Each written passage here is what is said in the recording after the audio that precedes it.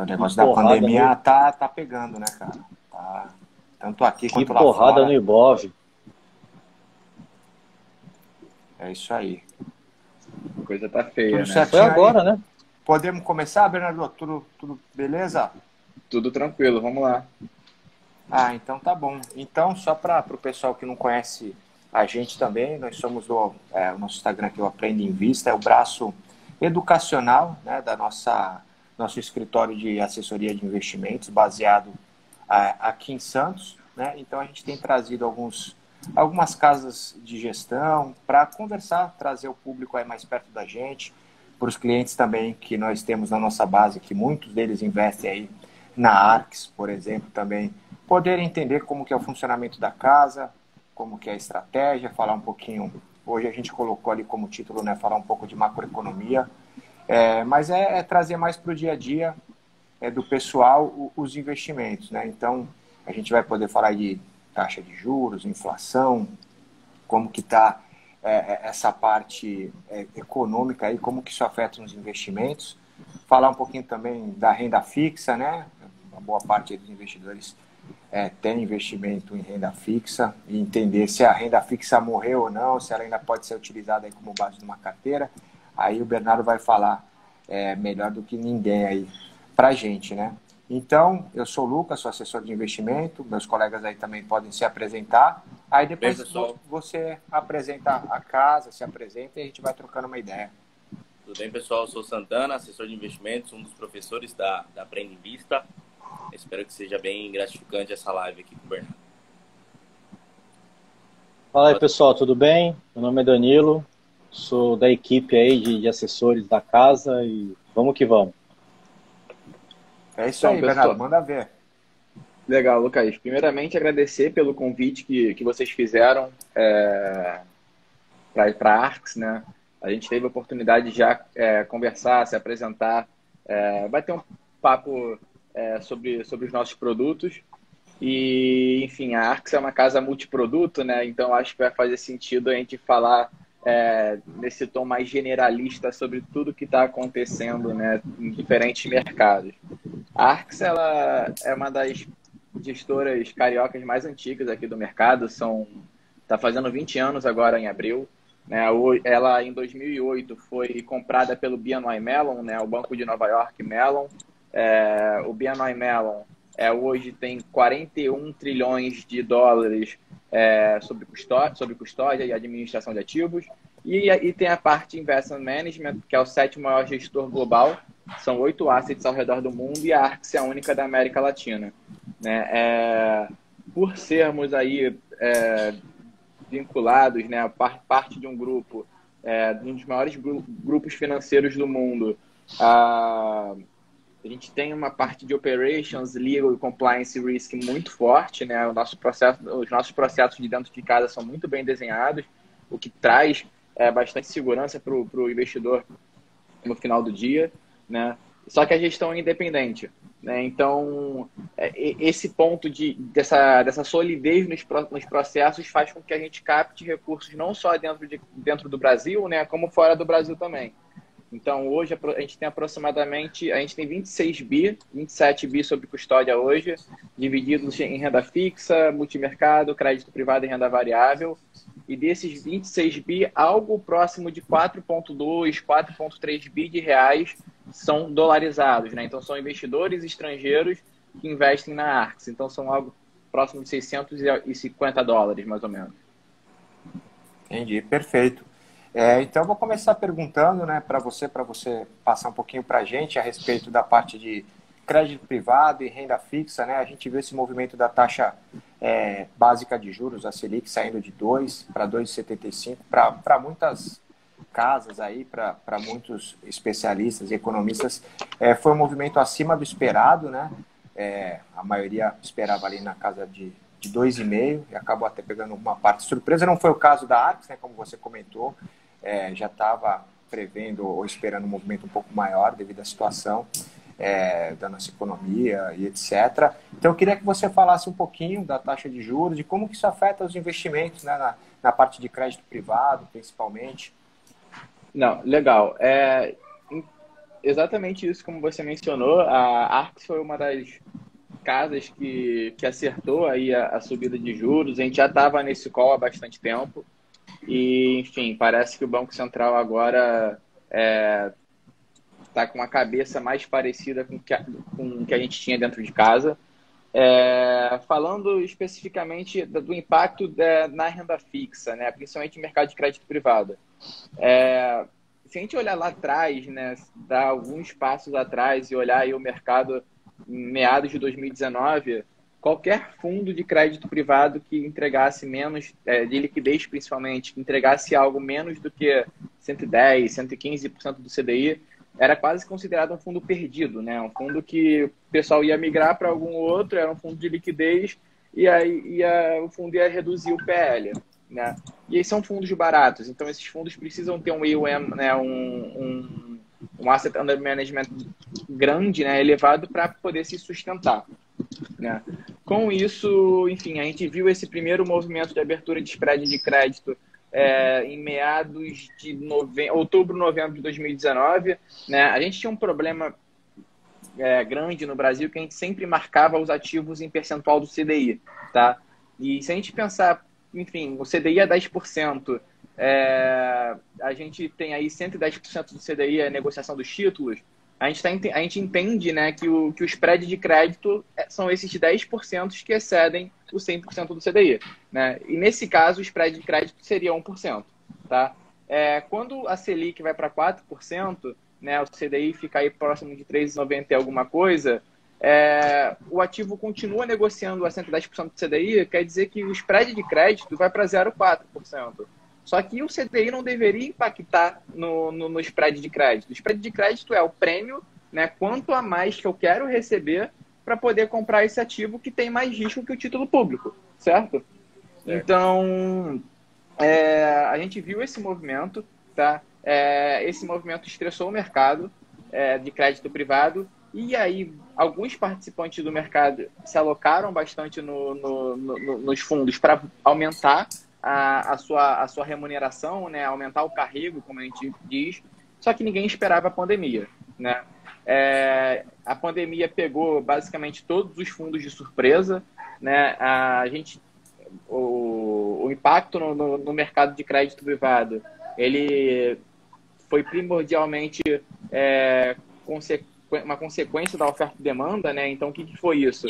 A gente tinha fundos institucionais, fundos grandes alocados nos fundos principalmente de D+1 de resgate, e a partir do momento que a gente tem diversos drawdowns na bolsa, né, diversos picos de queda, e tem 5 circuit breaks, enfim, acaba que a margem, né, a margem de bolsa da B3, ela aumenta muito porque os ativos perdem a correlação, os ativos ficam mais arriscados. Então a margem subiu muito, muito forte, e o fundo de investimento, ele não é considerado como garantia na B3, né? E o único ativo que é considerado 100% de garantia para os investidores é LFT ou dinheiro caixa, dinheiro recurso mesmo, né? Então a gente viu um movimento muito forte desses desses investidores que precisavam de liquidez, principalmente para colocar na bolsa, ou para motivos próprios, tá? Forçando um resgate em cima desses participantes do mercado, né? Fundo de investimento como a Arx também, né? E a partir do momento que o mercado inteiro vira de mão de comprador para vendedor, ou seja, o mercado precisa vender o ativo no matter what, né? O que acontece? O vendedor começa a aumentar a taxa para torná-lo mais atrativo. Então, se eu tenho um ativo duplo A na minha carteira e eu quero me desfazer dele, a CDI, ele é negociado, vamos dizer assim, ele era negociado ontem a CDI mais 1. Hoje eu botei minha oferta para vender a CDI mais 1, ninguém comprou. Eu preciso aumentar a taxa para tentar transformar esse título em mais atrativo para alguém se dispor a comprar. Eu boto a CDI mais 1,5. Continua sem comprador. Compra a CDI mais 2. E assim vai, até que a média dos títulos chegou a algo próximo de CDI mais 8. Né? Isso tudo por questão de demanda.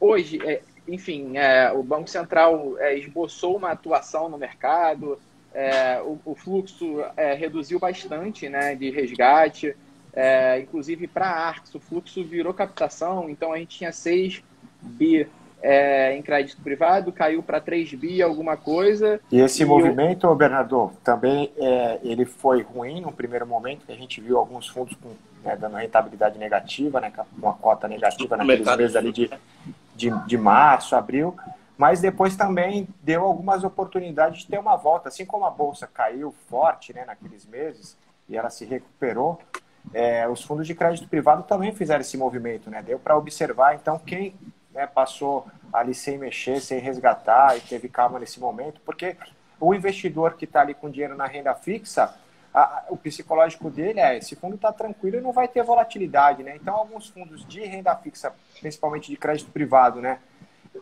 Vendo uma rentabilidade, às vezes, de 2, 2,5, tiveram fundos até com uma rentabilidade maior, então meio que assustou, né? Mas a volta também foi importante, né? Nos meses subsequentes. Isso, na verdade, o nome é renda fixa, não é porque todo mês você vai ganhar a mesma coisa, né? É porque você sabe mais que você explique para o investidor, é difícil de compreender, né? Exatamente. De falar, ó, tem volatilidade, você pode ter um susto, mas é difícil, psicologicamente é difícil entender o investidor. E a gente pode até pensar que isso é um movimento mais estrutural, né? Porque se eu tenho a volatilidade, eu vou ter no spread de crédito, certo?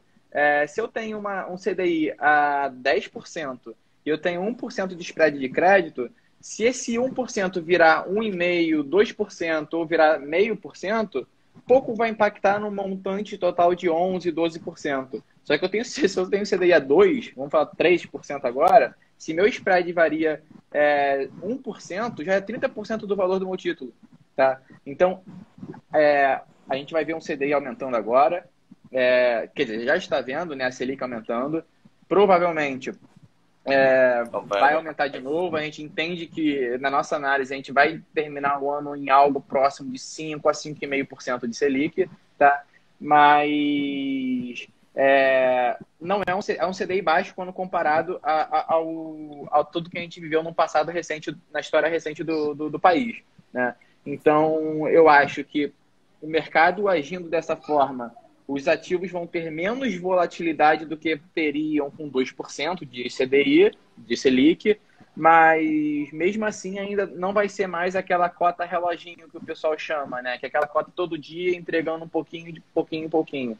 A gente acredita que vai ter dias que vai dar uma cota negativa, vai ter dias que vai dar uma cota um pouco mais positiva, né? Então, enfim, a ideia é que no longo prazo a gente consiga entregar a nossa rentabilidade, nosso objetivo de retorno, né? E um ponto que você mencionou, Lucas, até para os seus investidores compreenderem, falando exatamente da renda fixa, né?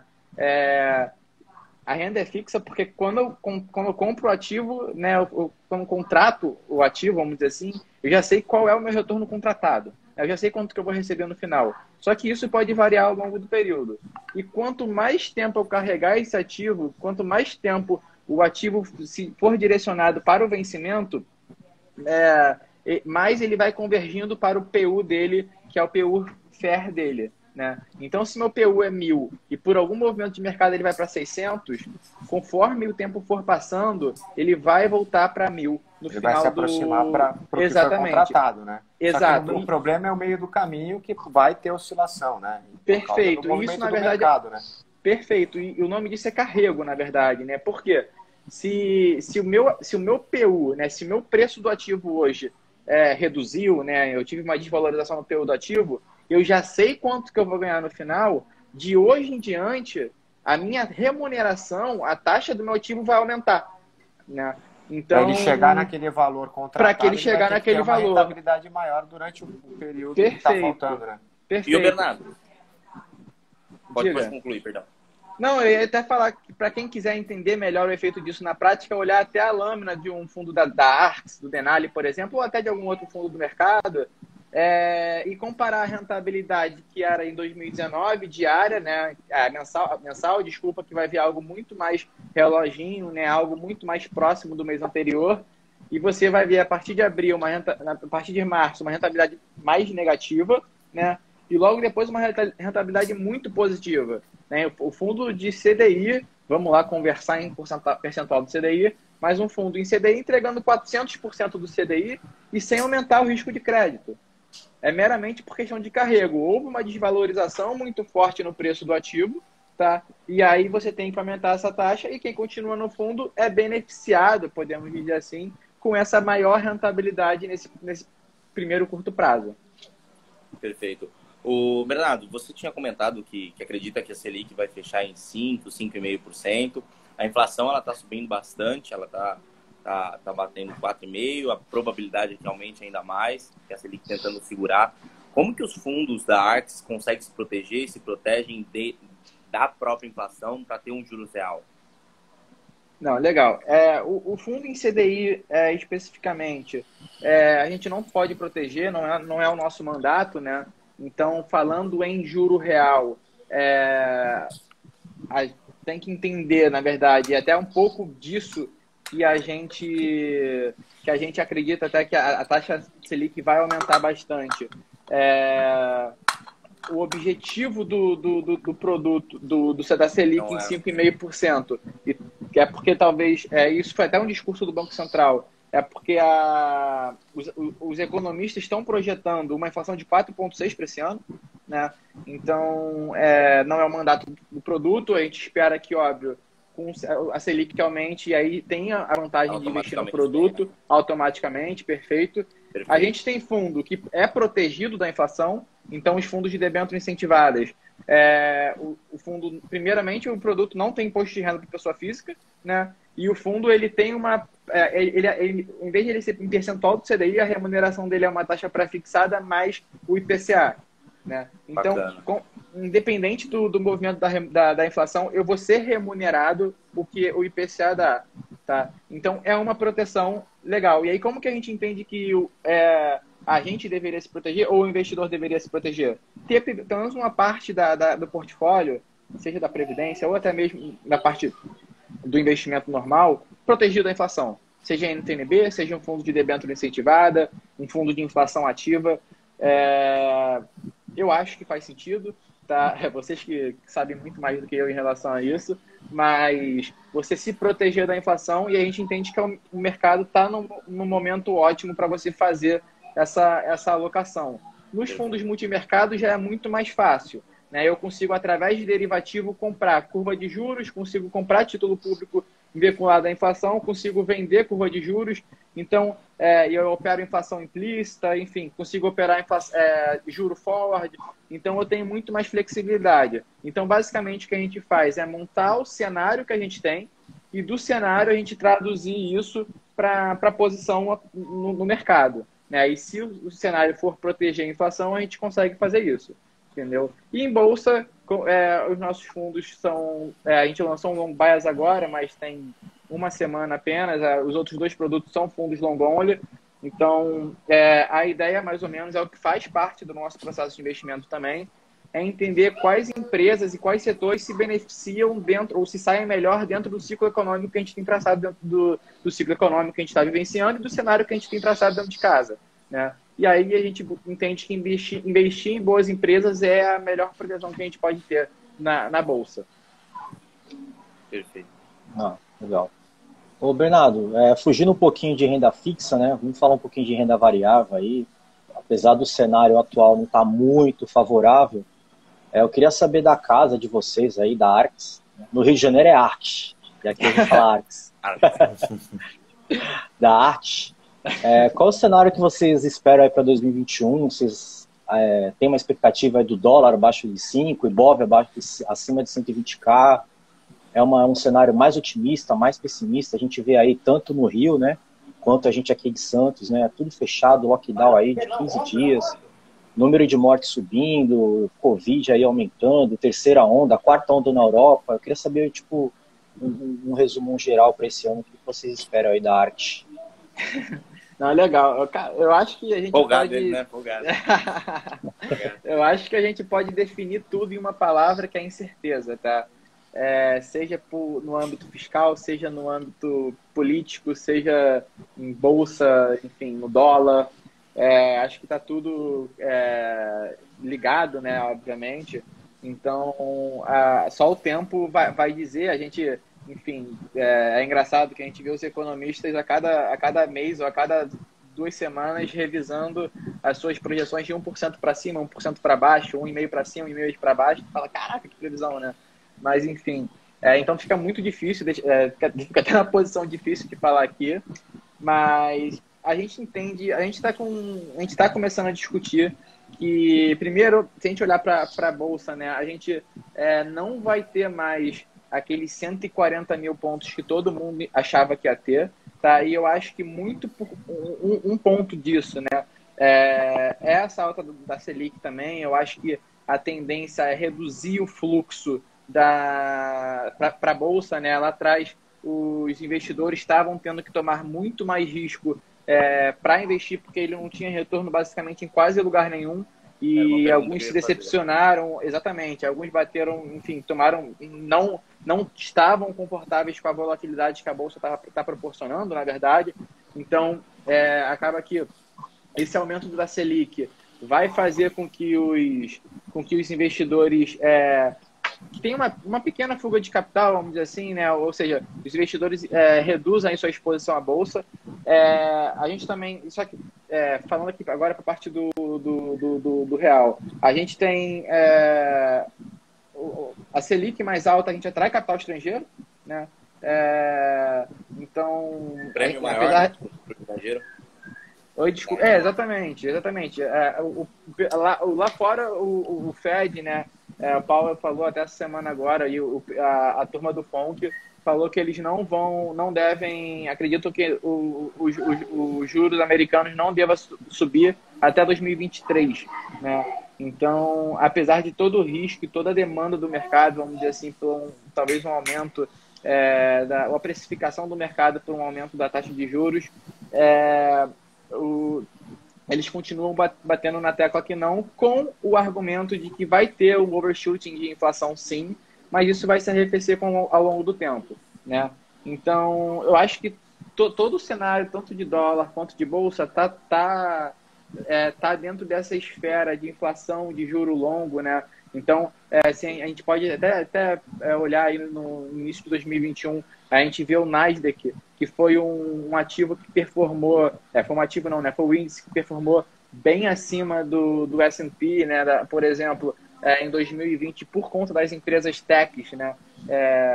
Em 2021 agora, ele underperformou o índice, isso foi um reflexo aqui na Bolsa, né? Então, a gente vê empresas ligadas à tech como Via Varejo, Mercado Livre, B2W, underperformando, né? Então, e por outro lado, que a gente também entende que vai ser um impacto na Bolsa, é esse movimento de rotation que começou lá em novembro,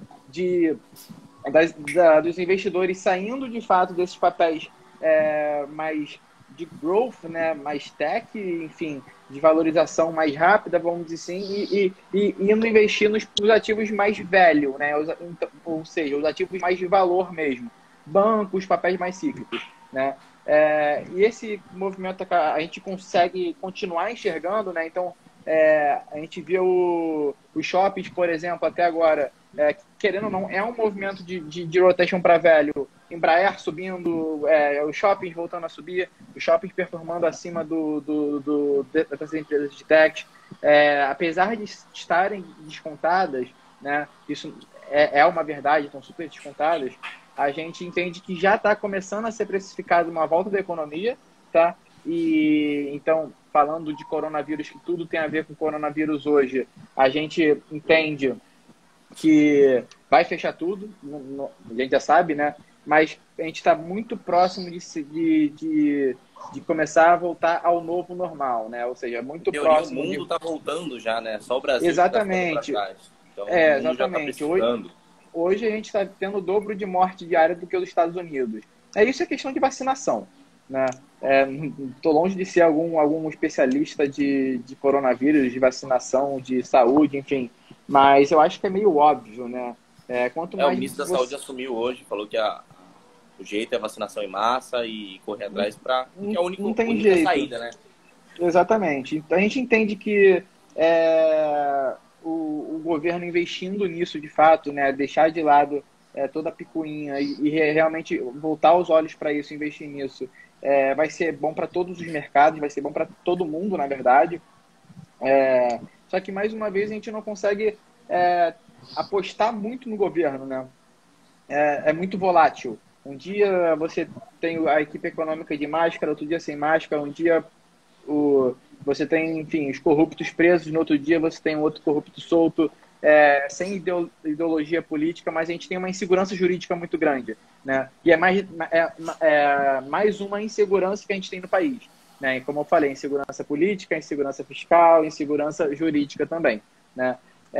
Então, voltando para a Bolsa, a gente entende que, apesar de toda a turbulência no Brasil, a Bolsa não vai... É um dos motivos de a Bolsa não bater os 150, 160 mil pontos que a gente achava que ia bater lá atrás, né? Na verdade, que o mercado achava que ia bater lá atrás.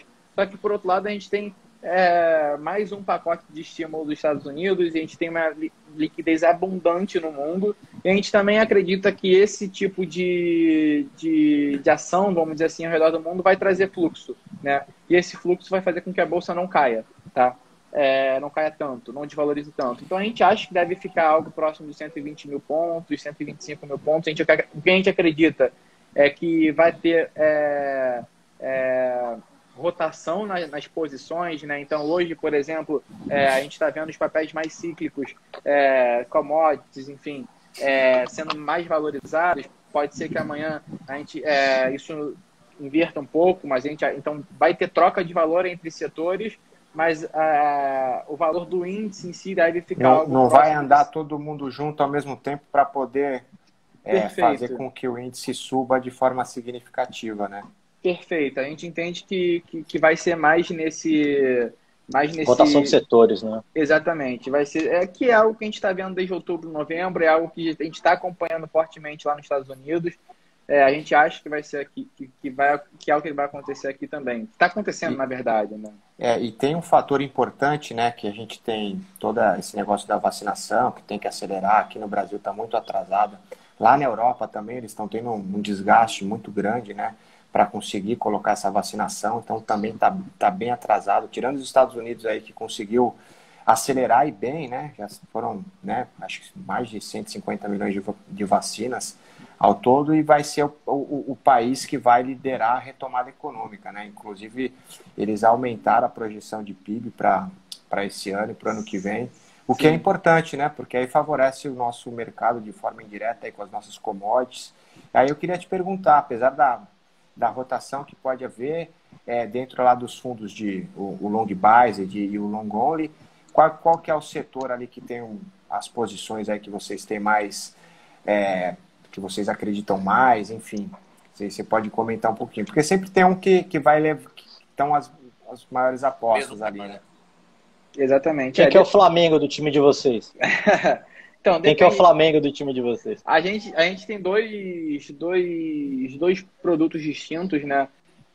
O que a gente entende, a gente tem um produto que é mais conservador, e esse mais conservador está mais alocado aí em empresas que têm mais previsibilidade de geração de fluxo de caixa, né? Então, a gente está falando aí das empresas de energia elétrica, distribuição, transmissão, siderurgia, papéis de empresas setores mais cíclicos também. A gente acha que vai ser o setor, aí um dos principais que vai setores segurar um pouco a onda, né? Exatamente, perfeito. E a gente tem um outro ponto, tá? Só para eu vou falar do outro fundo, que é um fundo mais arriscado, né? Não de alavancagem, mais de posição. Mas a gente tem uma visão aqui na casa também, que hoje o mercado precifica tudo de ruim, tá? Então não tem nada de positivo precificado no preço dos ativos. Então, seja aí uma aceleração no processo de vacinação, ou uma aprovação de reforma, enfim, qualquer coisa que fuja do normal que a gente está vivendo hoje, que é o cenário quase que apocalíptico, vai ser bom para o preço das ações, tá? Na outra no outro fundo, que é o Arx Long Term, ele é um fundo que tem mais, ele acaba girando mais, né? É um fundo com menos exposição, mais concentrado, não tem esse viés aí de só investir em large caps, pode investir em mid small cap também. Então, a gente acabou se beneficiando em alguns IPOs, né? A gente entendia, quando a gente entrou nesses IPOs, que fazia sentido pela empresa em si. A gente gostava do valuation, enfim. E acabou que tiveram algumas valorizações bem significativas no início do mercado, dos negócios das empresas. A gente acabou saindo e fez com que a gente acabou fazendo gerou bastante retorno. Eu acho que vale muito lembrar que isso não é recomendação de compra nem nada, tá? Tem que sempre deixar explicado, né? Enfim. E aí a gente gosta bastante do setor de empresas, na verdade, que estão se digitalizando, né? Empresas mais... Desculpa, que estão se digitalizando?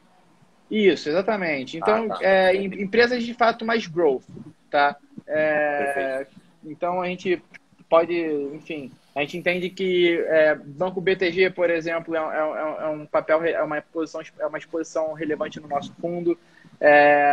A própria B3 é uma empresa que a gente gosta bastante, tá? A gente, na nossa análise, é uma empresa que está barata, a gente tende aí a gente tem uma posição relevante. E, por outro lado, a gente também tem papéis cíclicos que a gente entende que estão descontados ou que tem crescimento também.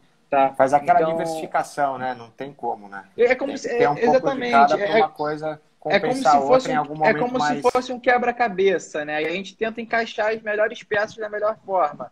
Não faz sentido. Eu posso gostar, um exemplo, de Magalu, B2W e Via Varejo, posso gostar bastante delas, mas se eu botar 10% de cada no meu portfólio, eu vou ter 30% num setor que vai andar muito correlacionado. Né? Então não faz sentido eu direcionar todos os meus recursos para uma caixinha só. Então a gente tenta montar o portfólio de forma que seja sustentável no longo prazo, que a gente não bote o cliente num risco que ele não espera, talvez, né? Por outro lado, são empresas que a gente gosta bastante. E a gente, nesse caso, por exemplo, a gente também busca empresas que a gente entende que ou estão muito descontadas ou que estão em processo de turnaround. Tá? Então, por exemplo, Via Varejo foi um case que a gente ganhou bastante dinheiro lá no início, acho que foi início de 2019, início de 2020, não lembro. O papel estava super descontado, super barato. Que aí, quando veio a pandemia, ele chegou ali a R$5. Exatamente. O pessoal falava que o papel estava... o pessoal falava que o papel a empresa ia quebrar, enfim. E na nossa visão, a gente gosta muito do varejo, tá? A gente tem a Denise, que é a nossa analista de varejo, ela e gestora do Long Bias, do Long Bias e do Long Term. Ela acompanha essas empresas há muito tempo e, na visão dela, fazia total sentido a gente estar posicionado nessa empresa. Era uma empresa que estava passando por um processo de turnaround, tá? Só que a gente tem essa visão na cabeça de investidor e acionista, tá? Então, o que a gente fez? A gente buscou a turma de crédito privado que analisa a Via Varejo, né, na parte mais de fluxo de caixa, pagamento honrar o pagamento, a dívida, enfim. E a gente levou a comitê para entender, não só na visão do acionista, mas na visão do criador da empresa, como que era a situação financeira dela. Tá? Então, juntou os dois tipos de análise, vamos dizer assim, e a gente entendeu que fazia muito sentido entrar no papel. E acabou que a gente foi muito feliz nessa posição. A gente comprou na época, bateu 5, a gente não comprou 5, a gente comprou a 6 e 7, a gente saiu da posição, acho que R$19, né? Porque também a gente entendia que dentre os ativos do mesmo setor fazia mais sentido, né? Por exemplo, quem a Via Varejo parece bastante em modelo de negócio? B2W, Magalu, Via Varejo e Mercado Livre, tá? A gente não tem Mercado Livre porque nesse produto específico a gente não pode comprar lá fora, não pode investir lá fora, apesar de gostarmos bastante. E, enfim, chega um determinado momento que pra gente faz mais sentido ter B2W ou ter Magalu ao invés de ter Via Varejo por conta de preço, tá? Eu posso farmar uma empresa, só que essa empresa pode estar muito cara. E aí não faz sentido eu ter na carteira se eu entendo que o preço justo dessa empresa é mais barato do que tem que ter um valuation atrativo para poder entrar, né? Senão acaba pagando mais caro e a rentabilidade fica muito espremida ali, apesar da empresa ser ótima, mas às vezes fica muito caro para poder fazer uma alocação, né? Perfeito. Um outro exemplo disso que a gente fez, a gente tinha Banco Inter, por exemplo, o papel acabou valorizando muito. A gente gosta bastante da empresa, só que a gente reduziu muito a nossa posição porque a gente entende que realmente está mais arriscado estar comprado no papel agora devido à forte alta. E a gente repara isso principalmente quando um papel ele descola muito dos seus pares, né? E sem nenhum movimento incrível. Então, por exemplo, você não teve nenhuma aquisição que vai mudar o jogo para essa empresa, alguma coisa do tipo, né? Então, por exemplo, a B2W comprou uma empresa, sei lá, Pet Love, e vai ser número 1 no mercado de pet, né? Aí faz sentido o papel andar muito no dia, no curto prazo, descolar um pouco dos seus pares da indústria, né? Agora, exatamente, uma notícia que justifique isso, tá? E isso acaba gerando oportunidades de compra e venda para compra e venda, né? Vida com a Intermédica também, né? Que surgiu a notícia da fusão das duas, enfim. Exatamente. Aí acaba o papel dando aquela disparada ali no dia, curto prazo, e aí faz sentido, né? Mas fora isso, às vezes é melhor diminuir a alocação, botar o lucro no bolso, a rentabilidade e procurar uma outra oportunidade, né? Perfeito. A gente tem algumas empresas que a gente gosta, tá? E aí fica a questão mais de como montar o quebra-cabeça do portfólio, né? Como a gente consegue construir o portfólio de melhor risco-retorno, vamos dizer assim, para o cliente. E em média vocês têm nesses fundos de long only aí quantas empresas, mais ou menos, no portfólio? O Arx Income, que aí é o fundo que a gente tem 6 bi na estratégia, que é o fundo que capta dinheiro lá de fora, é um fundo que ele é mais focado aí em ações, ele tem uma parte da carteira que é mais dividendo, né, que é a parte das empresas com uma alta previsibilidade de geração de fluxo de caixa, enfim. E também tem growth na carteira, mas menos, né? São algo próximo de 35 papéis, é bem diversificado. O foco dele é em large caps, só que isso não significa que eu não possa investir em mid ou small caps, significa que o meu percentual da carteira investido nesses ativos é menor por conta de liquidez e risco. O fundo tem uma liquidez de D+1 com D+2, então é um fundo super líquido, tá? Então a gente tem uma carteira bem mais pulverizada, mais diversificada. E por outro lado, o long term busca ter algo próximo de 18 a 23 papéis, né? Na média 20 papéis. E aí a gente tem aí também, pode ter uma alocação maior, porque, por exemplo, minha maior exposição no income é 10%, num papel e 30% por setor. No long term, por exemplo, só o setor de varejo de consumo... porcentagem por papel.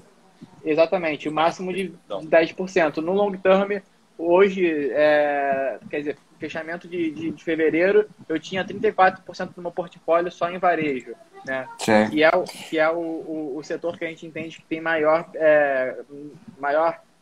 valorização, vamos dizer assim. Maior potencial de valorização nesse momento. Porque é aquele tal negócio, né? Quando as coisas não estão muito bem, tá todo mundo preocupado, o sentimento é esse, né? De negativismo e tudo mais, quando a gente encontra as melhores oportunidades, né? Normalmente as empresas estão ali desvalorizadas, com preço mais atrativo, mas a maioria dos investidores tem medo de colocar o capital nesse momento, né?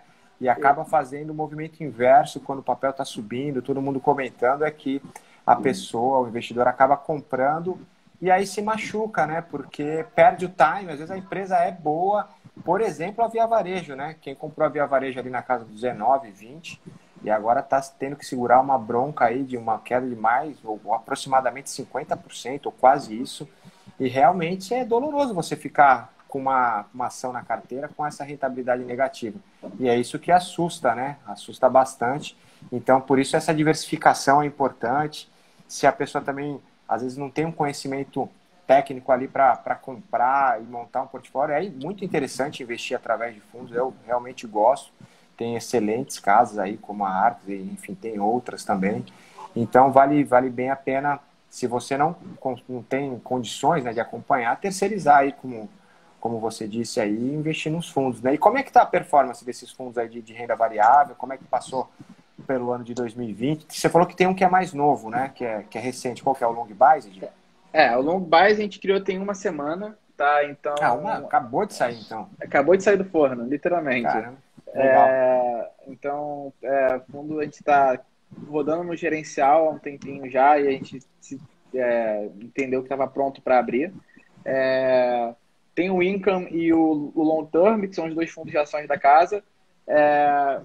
Esse Income, Bernardo, é muito interessante, né? A liquidez dele. Geralmente, fundo de ações é D mais 15, D mais 30. A liquidez dele é D mais 2, né?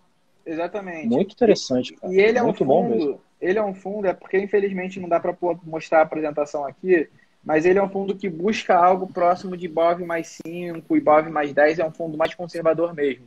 Só que quando eu pego o retorno anualizado dele desde o início, que é em 1999, a cota 1 do fundo foi em 1999, o retorno anualizado dele é IBOV mais 9%, tá? Quando eu pego isso, comparado ao CDI no longo prazo, né, então esse IBOV mais 9 por ano, ele me dá hoje uma diferença de mais de 5.000% no Ibovespa, né? E quando pega no longo prazo, assim, né, a renda variável exatamente, dá de lavada, né, na maioria. Tem uma boa gestão, etc. Exato, a gente fala aqui em casa, exatamente, a gente fala aqui dentro da Arx que a gente usa muito o compounding ao nosso favor, né? Então, o efeito taxa de juros composto que a gente tem aqui, se você investe em produtos mais conservadores, você vai ter aí um retorno, e obviamente, ao mesmo ficar no longo prazo no fundo, você vai ter retorno bem maior do fundo que te dá 60% num ano e no ano seguinte te dá 50% para baixo. Eu fiz um estudo recentemente que eu peguei desde 99 uma janela móvel de aplicação e resgate, né, de 99 até hoje. Ou seja, um cliente que, independente do dia que entrou e do dia que saiu, se ele fica na média um ano no fundo, ele vai ganhar 86% da bolsa, tá? De alfa. Se ele fica 3 anos no fundo, 98% das vezes a gente entrega alfa na bolsa. Então, e 5 anos a gente está gerando bastante alfa na bolsa. E isso eu tô pegando de ações, a gente tem que pensar em ficar esse tempo, né? Ficar exatamente, uns 2, 3 anos. É um longo prazo que vai te trazer. Que é o que a gente se propõe, que é o que a gente conversa com os nossos parceiros, os nossos investidores, e a gente propõe isso para os nossos clientes, né? E isso acaba gerando muito valor, né? Então, por exemplo, por que a gente consegue captar recursos dos investidores institucionais lá fora? Fundos soberanos, fundos de faculdade, endowment, enfim. Porque esses investidores buscam, de fato, longo prazo. Eles não só falam, quero buscar longo prazo, mas se meu fundo rendeu um mês abaixo da bolsa, eu vou resgatar. Então, esse é um dinheiro que a gente tem há bastante tempo. E esse movimento é interessante, a gente percebeu isso bem de perto, né? Alguns investidores aí montaram a carteira com a gente no período aí pré-pandemia, ali em 2019, né? Então, a bolsa estava vindo forte, né? O ano de 2019 foi um ano muito bom, a taxa Selic estava caindo, começou a gente a perceber esse movimento de gente querendo renda variável, ações, fundos de ações, e em março ali teve aquela queda bruta, e aí foi quando a gente teve que conversar, segurar a onda de muitos clientes. Alguns conseguiram entender bem que o movimento, a melhor coisa a se fazer naquele momento era não se fazer nada, ou se tivesse capital, até mesmo aportar, que é algo que a gente é meio contraproducente ali naquele momento, mas é o mais interessante a se fazer quando chegou ali na casa dos 70 mil pontos do Ibovespa. Realmente quem tinha capital para aportar mais era o movimento mais interessante, mas naquele momento era difícil você fazer isso. E as pessoas querendo sair, né? Outros não aguentam, não seguraram a onda, saíram e perderam todo o movimento de volta, né? E esses movimentos são comuns, né? Acontecem de tempos em tempos, né? Talvez não tão forte quanto esse do coronavírus, que foi o maior, mais profundo e mais rápido, mas a gente já viu diversas crises, tanto locais quanto crises também formadas lá de fora. Isso vai acontecer, então o cara tem que estar... É cíclico, né? Tá ciente que o longo prazo é que vai curar essas quedas mais longas, né? Uma notícia boa pra gente que a gente teve, de fato, é que o Income, mesmo com todo o drawdown, né, é um fundo que ele não fica vendido, enfim. Como eu falei, a proteção dele é ficar investido em boas empresas. Eu ia te perguntar, isso. Tem proteção? Depois você comenta aí se vocês fazem algum hedge, alguma coisa. Beleza, tranquilo. Ele foi, e apesar de ser D+3 também, foi o fundo da casa que a gente menos sofreu resgate no momento de pandemia. Então, a gente entende que... e aí eu vou desconsiderar os 6 bi da estratégia, tá? E vou considerar e também desconsiderar a Previdência, vou considerar só o fundo aberto no mercado, que são algo próximo de 700 milhões. E a gente entendeu que, pelo menos, o investidor que está com a gente está comprado, de fato, no longo prazo. Né? Pô, o fundo de ação, depois de cair 40%... na empresa, né? Exatamente. Depois de cair 40%, embrulha estômago de qualquer pessoa, de qualquer gestor, de qualquer pessoa. Uma incerteza danada.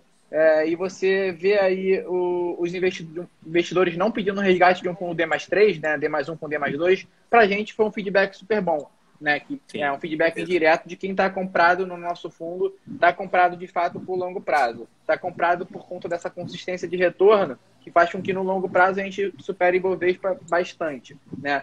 Em relação à proteção, o Income especificamente, ele é um fundo que ele é enquadrado na 4661 e na 3992. Né? Então, ele é um fundo que ele pode receber a aplicação aí de institucionais, de RPPS, né? E ele acaba sendo muito mais amarrado em regulamento. Então, ele é um long only de fato, puro sangue, é um long only para quem quer ficar comprado em boas empresas, né? E, ao mesmo tempo, descorrelacionado, que eu digo, ter um portfólio que não é aquele...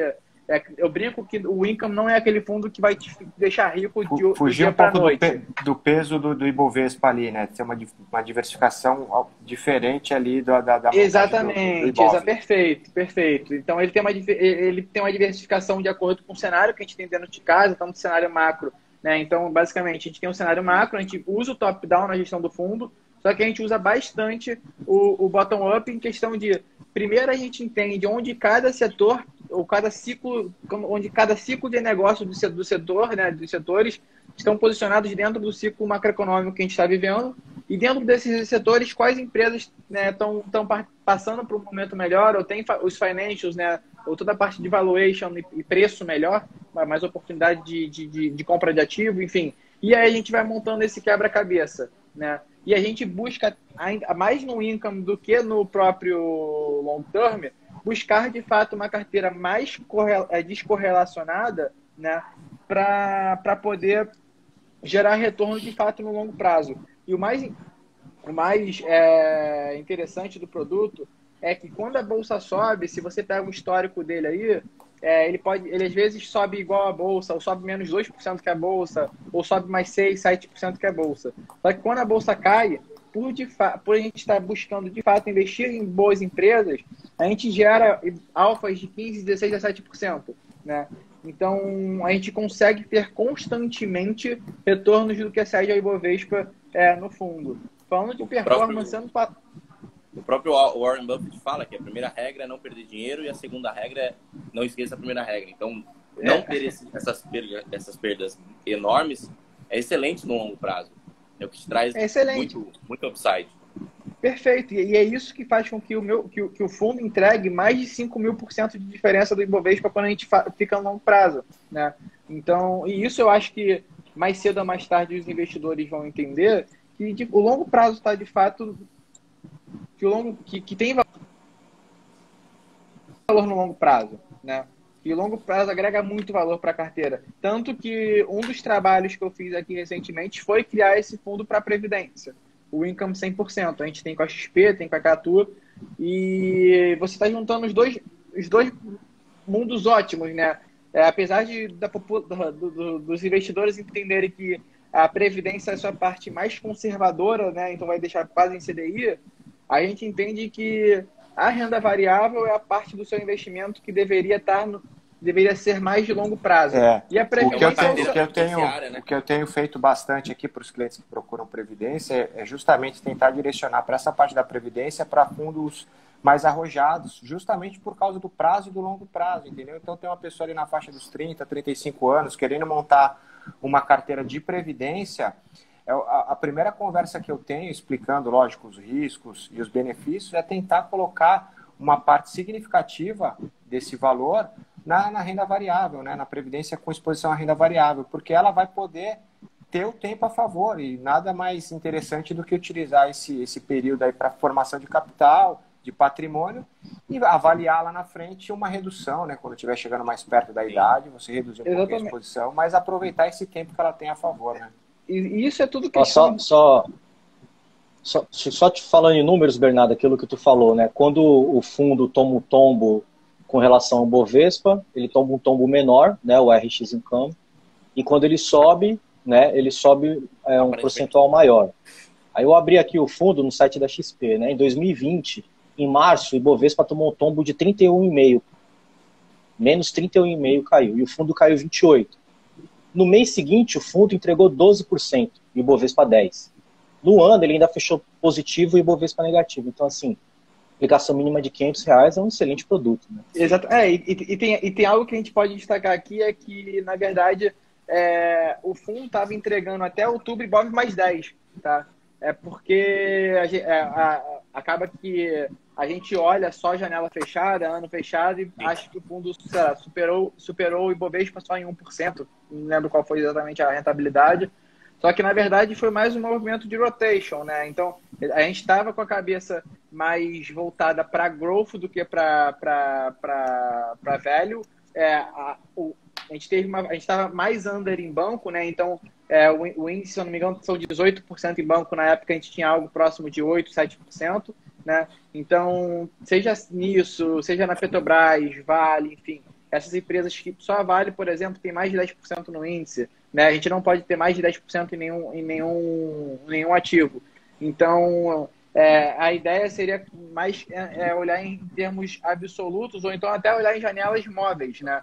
E eu acho que faz mais sentido olhar uma janela estática, ou pode ser muito bom para um produto, ou pode ser muito ruim para um produto, né? A partir do momento que você olha para algo móvel, você consegue entender como o fundo tende a funcionar na prática, né? E aí você consegue tomar uma decisão melhor de investimento, né? Uma das melhores formas de se escolher um fundo escolher até um ativo é quem se prova ao longo do tempo, né? Exatamente. E tem outro ponto que eu acho que é algo quase impossível de encontrar no mercado hoje. O Pop, né, o Rogério Pop, que é o gestor do fundo, ele é gestor do fundo há 15 anos, tá? Então, total. Exatamente. É alinhamento de interesse dentro de casa, entendeu? A gente faz de tudo para reter os talentos. A gente tem uma estrutura gigante por trás da gente, que dá toda a parte, toda a segurança de operations, de risco. A gente tem o selo da Fit Ratings, né, em processo de investimento e governança corporativa como forte, né? Então, são vários fatores que, para quem entende de fato o valor do longo prazo, gosta bastante dos produtos da Arx, né? E aí tem outros produtos, principalmente dos fundos de ação.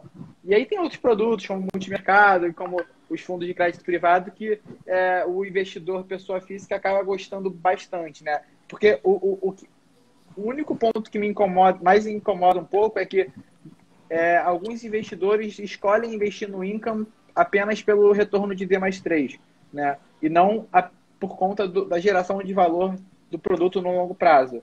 E acaba que, se você não resgata, você é beneficiado por isso, tá?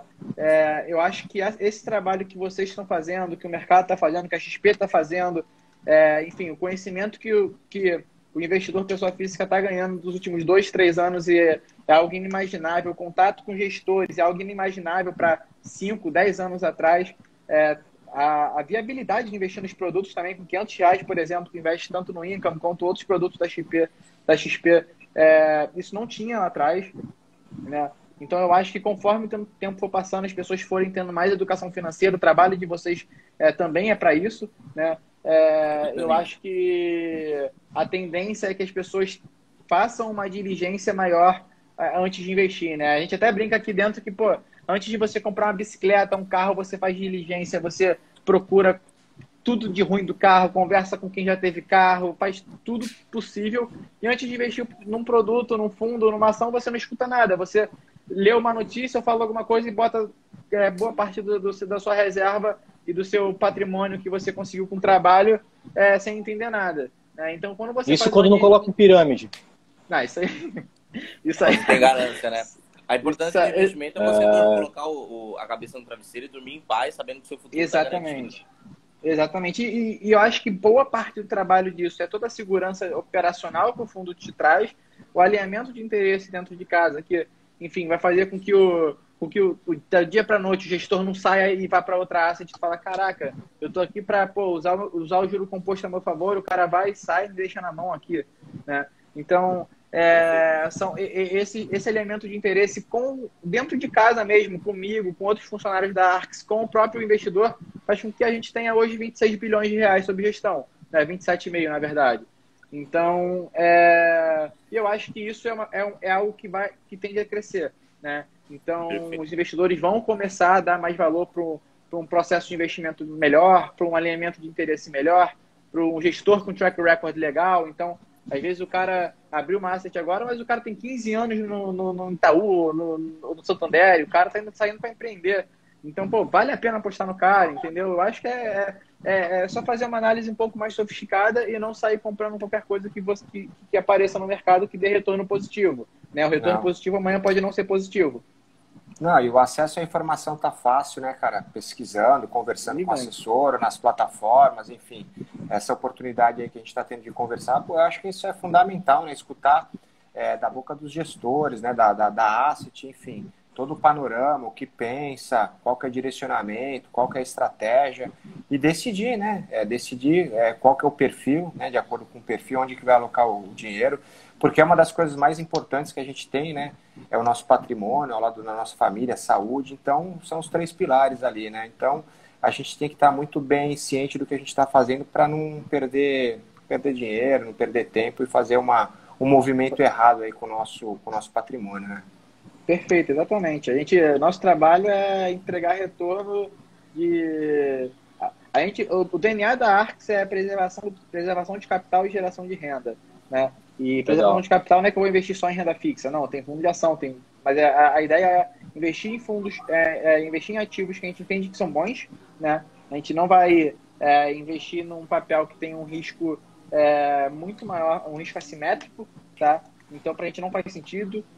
Eu acho que eu posso traduzir isso para o fundo de previdência privada, como até comentei com vocês. O que fez a gente ter uma rentabilidade diferenciada da indústria não foi porque a gente preveu o coronavírus, a gente não pode ficar short vendido em crédito aqui no Brasil, né? Foi meramente porque a gente tem um alinhamento de interesse, a gente entendia que com uma carteira mais conservadora a gente conseguia entregar a rentabilidade que a gente busca entregar para o cliente, tá? A gente entendia que o movimento de mercado era... E na hora que precisou estar certo, estava certo, né? Não foi sorte. Exatamente. Né? Isso é uma estratégia desenvolvida ao longo de vários anos. Exatamente. E no momento que o mercado entrou em choque ali, com todos os problemas que a gente teve, funcionou como deveria funcionar, né, cara? Então foi perfeita a atuação. E sem olhar... show de bola. Eu acabei de falar que eu não gosto só de olhar para retorno, né? Eu acho que não deveriam só olhar para retorno, mas eu vou jogar contra mim agora, vou falar de retorno. Acaba que esse DNA no longo prazo, né, essa consistência, enfim, até nos fundos multimercados, que são fundos que são menos voláteis ou menos correlacionados com os outros ativos, né? Por exemplo, o fundo long only tem uma correlação alta, um beta alto com o mercado, né, com o Ibovespa. O CDI vai ter uma correlação, o fundo de crédito CDI vai ter uma correlação alta com o CDI, né? E os fundos multimercados não necessariamente têm uma correlação alta com o CDI ou com o IPCA mais 3, enfim. Tem mais liberdade ali com as estratégias. Muito mais liberdade. Buscando, né, outras alternativas. Perfeito. E a gente tem um fundo que está até aberto na XP aí pela parte de assessoria, que é o Arx Special Macro, que a gente está tendo uma captação muito forte no produto e meramente porque o produto sempre tem entregado uma rentabilidade boa, tá? E em movimentos mais turbulentos o produto segue constante, né? Então segura a gente onda, né? Na hora que tá... Exatamente. E não é rentabilidade passada, não é uma garantia de rentabilidade futura. É sempre importante destacar isso, até porque vocês sabem muito bem. Só que, pô, num ano que o mercado... Os ativos perderam correlação, todo mundo caiu bastante. O fundo entregou mais de 10%, né? E quando a gente pega a janela móvel... Tem momentos que o mercado coloca à prova todas as estratégias, né? É ali que a gente vê quem está seguindo ali a regra ou não. Se eu não me engano? Oi, desculpa? Esse que você está falando é o que deu 20 e poucos por cento nos últimos 12 meses? É o Special Macro, Arx Special Macro. E é uma estratégia macro, né? A rentabilidade é forte. É macro, exatamente. Porque, na verdade, fazendo uma contravenda aqui, né? É aquilo que eu falei, né? O retorno 12 meses para trás acaba janela fechada acaba sendo não tão fair com o investidor, tá? O produto não é o objetivo de entregar 26%. Não é o normal até, né? Exatamente. Por exemplo, a gente não usa VaR como métrica de risco porque a gente entende que o VaR, ele em momentos muito turbulentos, né, ele tira todo o seu poder de compra, né, todo o seu poder de tomar risco, e em movimentos mais calmos, de calmaria, que podem ter um evento de cauda ou algum risco não precificado, ele te dá muita exposição e você toma um risco muito grande na cabeça, né? Então a gente prefere não usar VaR, e foi o que aconteceu. A gente acaba que entende que momentos mais voláteis são momentos que tem mais assimetria, e a nossa vantagem comparativa aqui é o mercado de juros, inflação e buscar assimetria de preço, né? Então, através, como eu falei, do mercado futuro, a gente consegue buscar assimetria tanto no mercado de DI, por exemplo, a gente consegue operar DI futuro, DAP, NTNB, FRA, e através dessa expertise que o gestor tem de 20 anos de gestão, a gente consegue entregar uma carteira que está redeada, que está protegida, está comprado e vendido na curva, mas consegue gerar retorno de forma constante no longo prazo. E é o que a gente busca aqui dentro de casa, literalmente para todos os fundos. Perfeito. Pô, show de bola. Legal. Ô, Bernardo, a gente está chegando aí no final, cara. Acho que já deu uma hora, né, ô Santana? Não sei se você quer fazer mais uma colocação aí, mas Não, perfeito, só agradecer. Passamos por tudo, né? Juros, Selic, inflação, bolsa, mercado internacional. Pô, foi um bate-papo aí, bem legal. E obrigado pelo seu tempo. Completo, né? Completíssimo. Tirou aí as nossas dúvidas, enfim. Obrigado, viu, cara? Só agradecer. Muito obrigado pelo seu tempo de verdade. Esclareceu muita dúvida, tenho certeza, do pessoal. Esse vídeo vai ficar salvo no GTV da Aprende Vista. A gente vai tentar soltar alguns reels para a galera ver alguns pontos. Pegar uns pedacinhos e vai colocando, né, no Instagram. E aí, quer falar alguma coisa, Danilo? Agradecer o Bernardo à disposição de tempo, né? Essa aula que ele deu, inclusive para mim, para a galera também que está assistindo aí. Obrigado de verdade aí. E depois que passar isso tudo, tentar marcar alguma coisa, né? Lá na escola a gente tem palestras, né? A gente tinha palestras, né, Lucas? É isso aí. De alguns gestores de fundo. Esperar passar essa fase ruim aí que o nosso país está vivendo e tocar para frente isso aí. Não, com certeza. Então, da minha parte, agradecer vocês aí pelo convite. Mais uma vez, enfim, a gente começou esse relacionamento há pouco tempo. A ideia é que meu papel aqui é ser o caminho mais próximo da cabeça do gestor para os nossos parceiros, né? 100% de transparência. Então, fiquem 100% à disposição. O mesmo para o cliente de vocês, né? Se os clientes de vocês têm alguma dúvida, entrem em contato com seus assessores, que eles têm total transparência de entrar em contato com a gente aqui da Arx, WhatsApp, ligação, e-mail, enfim, qualquer tipo de meio de comunicação possível. Acho que eu já deixei claro isso naquela conversa que a gente fez. Hoje é muito fácil, deixei claro isso na nossa conversa que a gente fez, falo isso para todos os parceiros, e a ideia é essa mesmo. Já tive do outro lado da mesa, sei da importância de estar próximo aí dos gestores, né? Até a segurança que passa para o investidor, então é algo que eu trago aqui para a Arx. Enfim, agradecer a conversa, parabenizar pelo trabalho que vocês estão fazendo, né? Acho que é muito importante ver pessoas com essa vontade de ensinar, né? E agregar para o meio financeiro, né? Brasil, enfim, se a gente olha aí, para mim o que mais me impressiona é a gente ter tanto dinheiro investido em poupança e em fundos de capitalização e fundos de bancão, né? Dos Big Five, principalmente.